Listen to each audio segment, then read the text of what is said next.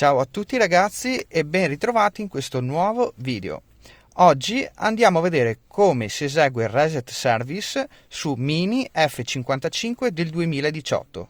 Ma prima, se ancora non l'avete fatto, vi invito ad andare ad iscrivervi al canale attivando la campanellina, così potete rimanere sempre aggiornati su tutti i prossimi video che usciranno. E perché no, mettere un bel mi piace se questo video vi può essere stato utile. Detto questo, iniziamo con l'operazione. Procediamo. Come prima cosa andiamo a riporre le chiavi nel portabicchieri o nel portaoggetti e andiamo ad accendere il veicolo. Quindi in questo modo l'accendiamo e ci spostiamo sul quadro strumenti.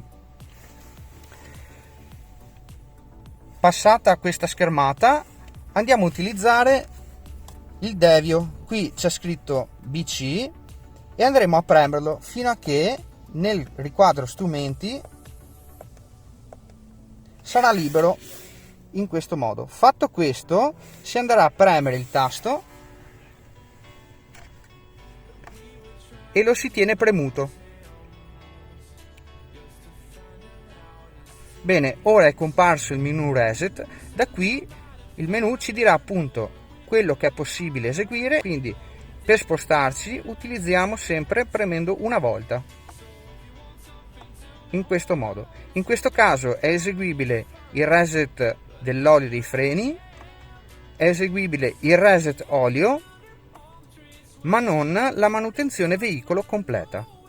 Quindi ci spostiamo ancora sul reset olio motore.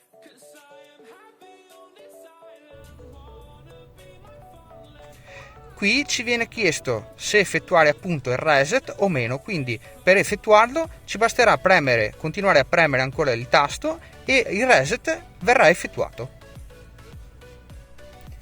Per verificare lo stato delle manutenzioni lo potremo fare attraverso il display centrale. Per comandarlo andremo a utilizzare il joystick centrale. Da qui andiamo a premere menu e comparirà stato vettura.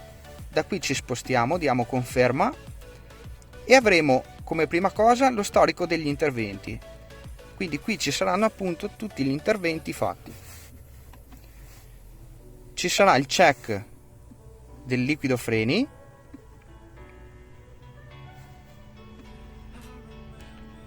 il check dell'olio motore ed il check del controllo vettura.